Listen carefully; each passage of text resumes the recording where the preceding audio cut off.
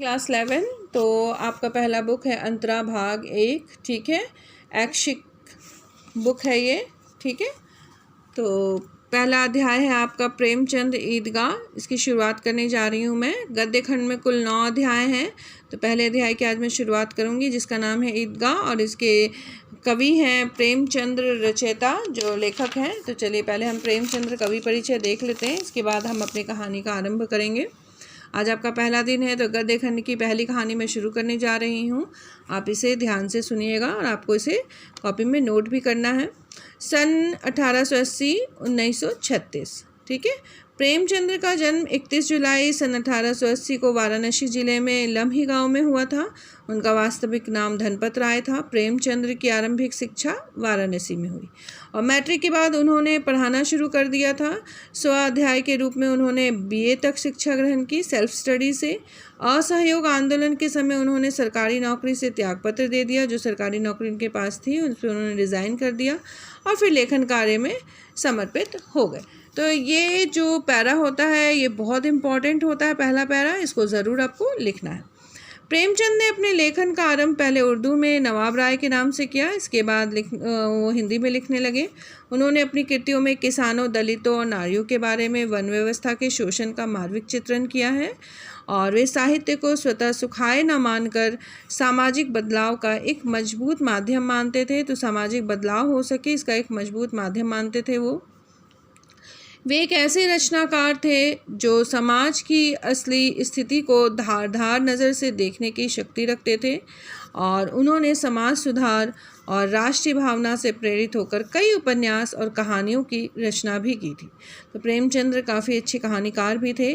कथा संगठन, चरित्र चित्रण, कथोपकथन, कथा के ऊपर भी कथन आदि की दृष्टि से उनका साहित्य बहुत अतुलनीय था। उनके जैसा साहित्य किसी ने नहीं रचा। अब उनकी भाषा शैली की ओर हम ध्यान देंगे। तो उनकी भाषा शैली प्रभावशाली, मुहावरेदार और बोलचाल के समीप है। हिंदी भाषा को विख्यात बनाने में उनका प्रमुख योगदान है और संस्कृत के प्रचलित शब्दों के साथ वो उर्दू की रवानी भी रखते हैं, उर्दू में भी लिखा करते हैं, तो जिससे कि कहानी को एक अच्छा मोड़ मिल जाता है। तो ये उनकी भाषा शैली थी। अब आ जाते हैं उनकी प्रमुख कृतियों की ओर। ये एक पैरा भी इम्पॉर्टेंट है और ये एक पैरा भी इम्पॉर्टेंट। तो कुल मिलाकर आपको मैंने कितने पैरे दिए? 1, और यहाँ पे एक छोटा सा पैरा 2, 3, और इसके बाद यहाँ 3 हो गए और यहाँ एक 4 पैरा दिया है। इसे आपको अच्छे से करना है। मानसरोवर 8 भाग, गुप्तधन 2 भाग, कहानी संग्रह, निर्मला, सेवा सदन, प्रेमाश्रम, रंगभूमि, कर्मभूमि, गबन, गोदान, ये उपन्यास है। करबला, संग्राम, प्रेम की वेदी नाटक है। विविध प्रसंग 3 खंडों में साहित्यिक राजनीतिक निबंधों का संग्रह किया है उन्होंने। कुछ विचार साहित्यिक निबंध। उन्होंने माधुरी, हंस, मर्यादा, जागरण आदि पत्रिकाओं का संपादन भी किया था। इस पाठ्य पुस्तक में उनकी ईदगाह कहानी को प्रस्तुत किया गया है। हिंदी में बाल मनोज्ञान से जुड़ी कहानियाँ अत्यधिक कम लिखी गई हैं, मतलब बच्चों से जुड़ी हुई कहानियाँ बहुत कम लिखी जाती थी। प्रेमचंद उन दुर्लभ कथाकारों में से हैं जिन्होंने पूरी प्रामाणिकता एवं निष्ठा के साथ बाल जीवन को अपनी कहानियों में स्थान दिया है। बहुत सुंदर निष्ठा के साथ, प्रमाण के साथ वो बाल कहानियाँ लिखा करते थे और उनकी कहानियाँ भारत की साझी संस्कृति एवं ग्रामीण जीवन के विभिन्न रंगों से परिपूर्ण थी। गांव पे आधारित, गांव के लोगों पे आधारित वो कहानी लिखा करते थे। तो उनकी कहानियाँ वाकई में बड़े रोचक होती थी। उनकी कहानियाँ बहुत प्रचलित भी होती थी। बहुत बड़े लेखक प्रेमचंद द्वारा रचित यह कहानी है ईदगाह, जिसे हम पढ़ेंगे। इसमें बाल मन की पूरी व्याख्या आपको मिलेगी और बहुत सुंदर तरीके से व्याख्या किया गया है, आप देखिएगा। तो ईदगाह कहानी की ओर हम अपना रुख करते हैं। पहले मैं आपको पाठ का परिचय देने वाली हूँ। तो ईदगाह प्रेमचंद के लक्षणों को उजागर करने वाली प्रतिनिधि कहानी है। तो प्रेमचंद जो है ईदगाह में क्या होता नहीं होता है उनको उजागर करेंगे। प्रस्तुत कहानी में ईद जैसा प्रमुख त्यौहार जो आधार बनाकर गांव के मुस्लिम जीवन का मनमोहक चित्र प्रस्तुत करता है वो प्रस्तुत करेंगे। हामिद का चरित्र हमें बताएगा कि अभाव में उम्र से पहले बच्चे में कैसे बड़ों जैसी समझदारी उत्पन्न हो जाती है और मेले में हामिद अपनी प्रत्येक चाहत पर अपना संयम रखता है, उसमें विजय होता है। साथ ही रुस्तमे हिंद चिमटे के ज़रिए से प्रेमचंद ने मेहमान के सौंदर्य एवं महत्व को भी, मेहनत के सौंदर्य एवं महत्व को भी उजागर किया है। चित्रात्मक भाषा की दृष्टि से भी यह कहानी बहुत अतुलनीय है।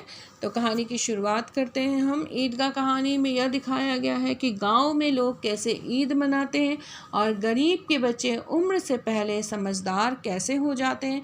यहाँ पे जिसकी कहानी दी गई है हामिद, एक छोटा सा बच्चा जो उम्र से पहले समझदार हो जाता है। उसकी पूरी कहानी है, हम उस कहानी की ओर अपना रुख करते हैं। रमज़ान के पूरे 30 रोज़ों के बाद ईद आती है। जैसे कि आप जानते हैं रमज़ान का त्यौहार 30 दिनों तक वो पूरे उपवास रखते हैं, रोज़ा रखते हैं और इसके बाद ईद मनाई जाती है। कितना मनमोहर, कितना सुहावना प्रभात है आज का दिन। सुबह वृक्षों पर कुछ अजीब हरियाली है, खेतों में कुछ अजीब रौनक है, आसमान पर कुछ अजीब लालिमा है। तो त्यौहार और पर्व के दिन वैसे ही मन बहुत खुश होता है। इसी प्रकार आज के दिन जब ईद है तो मन काफ़ी प्रसन्न है और लेखक कह रहे हैं कि मनोहर है, काफ़ी दिन सुंदर है प्रभात। जो खेत है वो भी अजीब रौनक लिए हुए हैं, हरियाली भी बड़ी अच्छी लग रही है, आसमान पर भी लालिमा देखने को मिल रही है। आज का सूर्य देखो कितना प्यारा लग रहा है, कितना शीतल है, मानो संसार को ईद की बधाई दे रहा है। तो मन प्रसन्न तो पूरा जगत प्रसन्न, प्राकृतिक चीज़ें भी बहुत आकर्षित करने लगती हैं। गांव में कितनी हलचल है, लोगों में कितनी हलचल है इस त्यौहार को मनाने को लेकर। ईदगाह जाने की तैयारियां हो रही हैं। ईद का जो मेला है उसे देखने की जाने की सबकी तैयारियां हो रही है। सभी के घर में लोग सज रहे हैं, धज रहे हैं, तैयारियां कर रहे हैं। किसी के कुर्ते की बटन नहीं है तो पड़ोस के घर से सुई तागा लेने दौड़ा जा रहा है। किसी के जूते कड़े हो गए हैं तो उनमें तेल डालने के लिए तेली के घर भागा जाता है। जल्दी जल्दी बैलों को सानी पानी दे दे। ईदगाह से लौटते लौटते दोपहर हो जाएगा। 3 कोस का पैदल रास्ता, फिर सैकड़ों आदमियों से मिलना भेंटना, दोपहर के पहले लौटना असंभव है। तो लोगों में काफ़ी हलचल है। कहीं किसी के कुर्ते में बटन नहीं है तो कहीं कोई सुई धागा लेने जा रहा है तो कहीं तेल लेने दौड़ रहा है, कहीं बैलों को खाना पानी दिया जा रहा है। सबको पता है कि ईदगाह से मेले से लौटने में देर दोपहर हो सकती है, उससे भी अधिक समय लग सकता है। 3 कोस उनको पैदल चलना था और बाकी बहुत से लोगों से मिलना जुलना भी होगा। सब बहुत खुश हैं, सबको पता आज खुशी का दिन है उनके लिए। लड़के सबसे ज़्यादा प्रसन्न है, लड़कों की खुशी अलग देखने को मिल रही है। किसी ने 1 रोज़ा रखा है, वो भी दोपहर तक किसी ने वह भी नहीं रखा है। लेकिन ईदगाह जाने की जो खुशी है उनके हिस्से की चीज़ है। रोज़े बड़े बूढ़ों के लिए होंगे, इनके लिए तो या ईद है। रोज़ ईद का नाम रटते थे, आज वह आ गई। तो रोज़ बच्चे ईद ईद करते थे कि ईद के दिन घूमने जाएंगे, ईद के दिन ये खाएंगे, ईद के दिन वो खरीदेंगे। तो बच्चों के लिए ईद का दिन रोज़े का दिन नहीं, खुशी मनाने का दिन था। बड़े बूढ़ों के लिए रोज़ा मनाने का दिन था। अब जल्दी पड़ी है कि लोग ईदगाह क्यों नहीं चलते। बच्चों को बड़ी जल्दी हो रही है। इन्हें गृहस्थी की चिंताओं से क्या प्रयोजन। सेवैयों के लिए दूध और शक्कर घर में है या नहीं, इनकी बला से ये तो सेवैयाँ खाएंगे। तो बच्चों के बारे में लेखक हमें बताते हैं कि जो गृहस्थी की चिंता होती है मूल रूप से माता पिता को होती है, बच्चों को इससे कोई लेना देना नहीं है।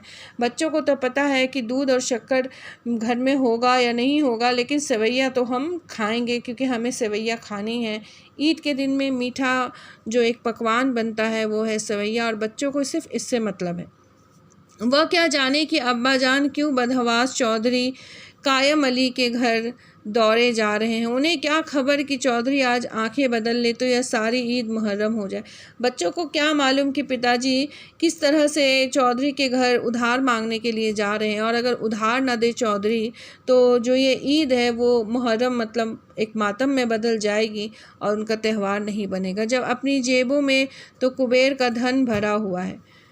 आगे वो कहते हैं कि उनकी जेबों में तो कुबेर का धन भरा हुआ है, बार बार जेब से अपना खजाना निकाल कर गिनते हैं और खुश होकर फिर रख लेते हैं।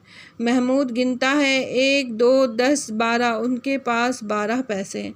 आगे लेखक बता रहा है कि अगर चौधरी ने आंखें बदल ली तो यह ईद मातम बन जाएगा, परंतु अगर वो पैसे दे तभी जा कर के यह पर्व बनेगा, क्योंकि उनके पास तो पैसे की कमी नहीं है।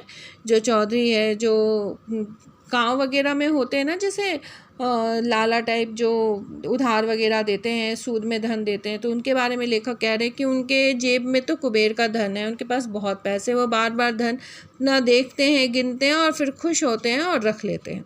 तो आज हम लोग यहाँ तक कर लेते हैं, आगे के वाक्य मैं कल के वीडियो में आपको पोस्ट करूँगी। आज के लिए इतना ही। प्रेमचंद कवि परिचय, ईदगाह कहानी की शुरुआत और ईदगाह पाठ का परिचय सब आप पढ़ लीजिएगा, अच्छे तरीके से समझ लीजिएगा। ओके क्लास 11, धन्यवाद।